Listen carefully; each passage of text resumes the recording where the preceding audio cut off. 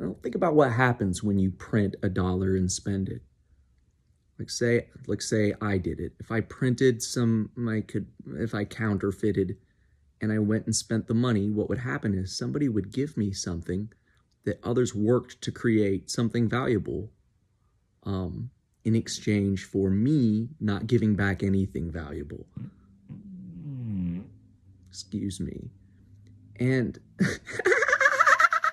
sorry about that. I'm leaving it in, man. I'm leaving it in. No cuts, no edits. That's the way I roll. Seriously.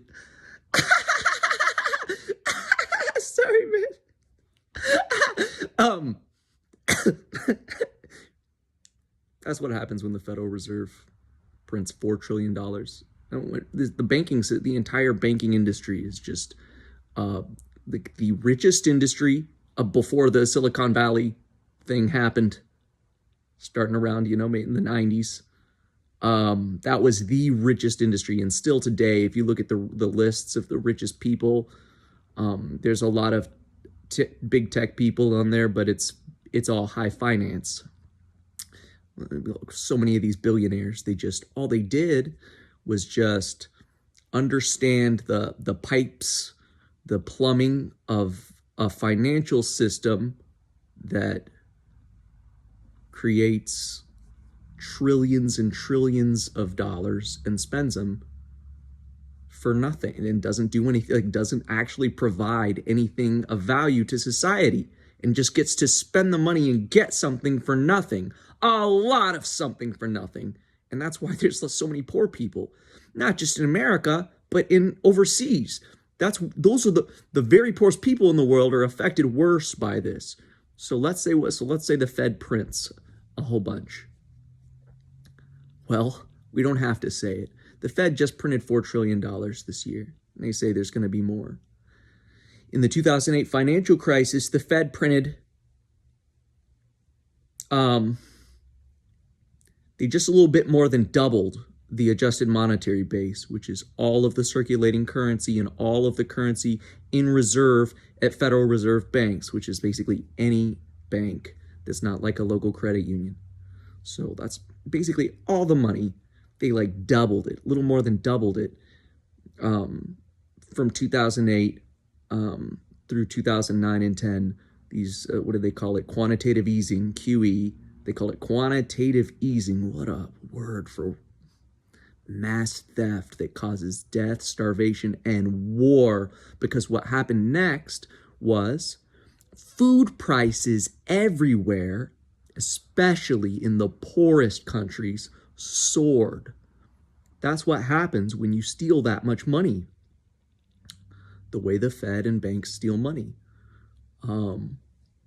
It causes inflation. And the inflation is worst in the places that suffer worst from inflation, because the US dollar is the world's reserve currency. So if I live in Egypt and I want to buy wheat from a wheat producing country, from, say, I don't know who makes wheat in Eurasia. Let's just say Russia. So I want to buy wheat from Russia. I can't just give them Egyptian money for Russian money to get the wheat. I actually buy dollars with my Egyptian money, US dollars, and then I use the US dollars to buy the wheat. It's the world's reserve currency between countries. So the reason it's the world's reserve currency between countries is because they have to use it, or we will invade their country and destroy it, which is what we did to Iraq in 2003. There were no weapons of mass destruction in Iraq, as we all learned. Iraq had nothing to do with 9/11. None of the terrorists were Iraqi. It made no sense. People think it was, Bush just doing what his dad did, being like his dad and finishing the job. And maybe there was some aspect of that to it, but I just don't think it's a coincidence. Now we're getting a little into conspiracy theory. Everything I said up until this point is all solid, technically true, not speculative. This part's a theory, but it is weird to me that Saddam Hussein, just before, in the years leading up to the 2003 massacre of 1 million Iraqis. Saddam Hussein was talking about maybe not using the dollar anymore to sell oil to other countries. He was talking about maybe using euros. He was talking about using euros. Those are our friends too. And we're like, you're not going to crack US dollar hegemony. If we let you do it, then everyone will. And then we can't steal so goddamn much money from the rest of the world, especially its poorest people, and starve them. So we murdered a bunch of people, and that's why that happened. And again, it just seems too coincidental to me that also the action in Libya, U.S. NATO air-supported coup in Libya that overthrew Muammar Gaddafi, everything about that was weird. Muammar Gaddafi had been welcomed back into the international community from his former status as a rogue state after 9/11, because he helped us fight terrorists and Al-Qaeda and actually kept North Africa good for us. He didn't want to get in any... After 9/11, he freaked out and he thought, I'm just going to side with the West. I'm going to make the right move to survive. And he did everything we could have possibly. He got a lot better. There's pictures. You can see the pictures of Obama and French President Nicolas Sarkozy and Merkel, German president, everybody shaking his hand because he'd been welcomed into the community. That was at like a G8 summit or something. He was somewhere, and he's shaking hands with Obama, and he was the U.S. State Department under George W. Bush officially said he's not a state sponsor of terror anymore. He's not a rogue state. He's an ally and a great supporter in our war on terror. So all of this, and then Hillary Clinton is Secretary of State and Obama is president a few years later, and they just kill him and overthrow his government. They help a bunch of rebels. They stir it up, and then they drop bombs to help it, and it worked. Why did that happen? Well, again, I'm speculating, but this is just some weird coincidences that Muammar Gaddafi, in the years leading up right to the Libya action, the Libya intervention, was talking about creating a Pan-African Middle Eastern currency called the dinar and using that instead of dollars. It just seems to me like you just follow the money and you can see where all of this is coming from. It's just for these rich people to steal so much money. So enough of the conspiracy theorizing. Back to answer your question. And I'll wrap it up. After quantitative easing to deal with the housing crisis and the financial crisis in 2008, food prices soared in the Middle East, and people were starving. In Egypt and Tunisia, it was really bad. In other countries, it was bad too. People were literally starving, and even more people were going hungry. I can't eat without thinking about the people that are going hungry right now. And if you go look right now online, you can Google it. The commodity prices for food and for all commodities are soaring. So it's already happening. And that's why Bitcoin's price is soaring too, and gold's price. People are jumping out of the dollar who have a lot of money they want to save to protect their wealth and keep it from evaporating, which is what is happening to our dollars now because they made so many new ones. Because it's supply and demand, right? I don't know if this is maybe, I don't know if I don't know what level of economics that but it's just supply and demand. If I could go outside right now and just find a diamond laying somewhere like a pebble, diamonds no one would spend $1,000 or however much money they spend on an engagement ring, because you could just go find one because there's so many of them. They're not valuable. Scarcity creates value for something that people want. So by creating so many new dollars, it's like creating more diamonds. And so the value of these dollars, you're just not going to be able to buy as much with them because the supply just went up against everything else that you buy with those dollars. So this inflation, what did it do?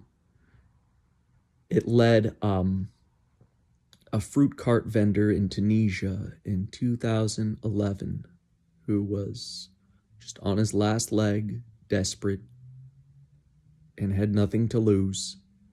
And I think it was even, if I recall correctly, it was like, what he did next was over some like little thing, a straw that broke the camel's back, getting a license renewed or something for his fruit cart. And he just went in front of their capital or something, some building, and he set himself on fire and died. And then the whole country rose up and overthrew the government. We started having this Arab Spring happen. Egypt, it happened next in Egypt against Hosni Mubarak, a super repressive and brutal Egyptian dictator. And he was beating the protesters and killing the protesters with weapons that George Bush and Barack Obama and Congress sent him with money that they took from you and money that they printed. These printing presses are the source of all the murder in the world. I'm telling you, like most of the murder. All this spilt blood is over print money. So we could print up the money and steal it from even poorer people than the poor people we're trying to help in America. But, that's obviously counterproductive. So that's why I would say not print the money. There's so much money.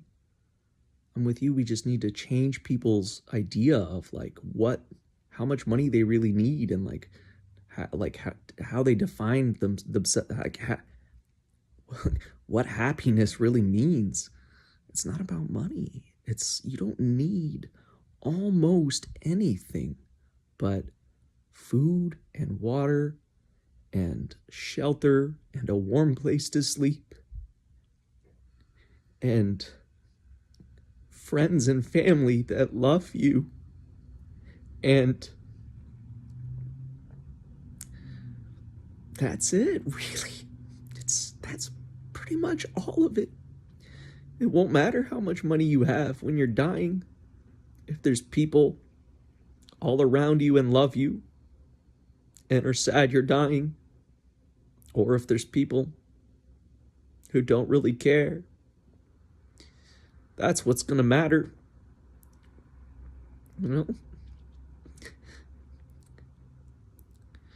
But we all I shouldn't say we all, that's a huge generalization, but so many of us, especially in America, for some reason, such an American problem, feel like we need to buy cars and expensive clothes and name brand everything and $10 coffees with too much sugar to all just like that. We need all this stuff to somehow be happy. You don't need it. And there's enough money to have universal basic income if everyone who says they care about the poor and that they think that the rich are out of control, a lot of those people are rich, the ones that say it. Just help. You don't have to steal from people to help. You've got plenty. But they don't. And then think of all the money. All right, I'll wrap this up. I'll say this one final thing and I'll wrap it up. Think of all the money we pour into electoral politics alone. Every 4 years and every 2 years in between, just billions of dollars we just pour into a 50% chance, say, of our candidate beating the other candidate that they're not very different from to hold an office which they will spend the entire term of fighting people in the other party that hold offices to try to solve these problems. And we pour billions out of our pockets into that as a way to fix these problems. And the problems never get fixed. And most of the politicians that we give this money to run campaign ads and get out the vote efforts and get elected. They're some of the most immoral, unscrupulous, evil people in our society.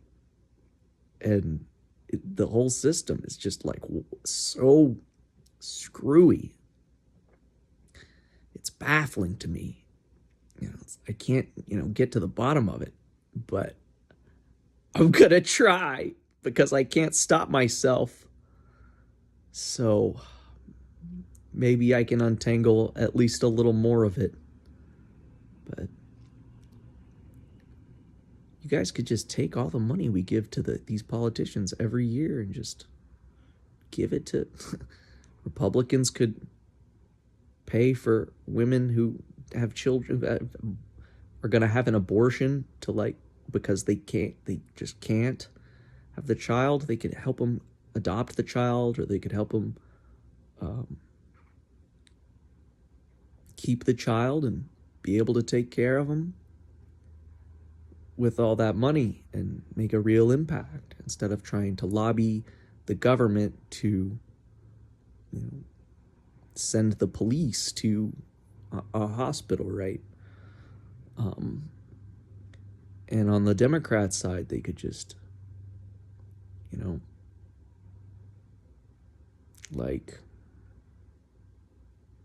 pay people's health bills, pay for people, buy people's medicine. You guys could just do it. You don't have to go through the absolute filthiest, bloodiest, most blunt force trauma instrument in the history of humanity, the U.S. federal government. All right, that's enough. Thanks for listening.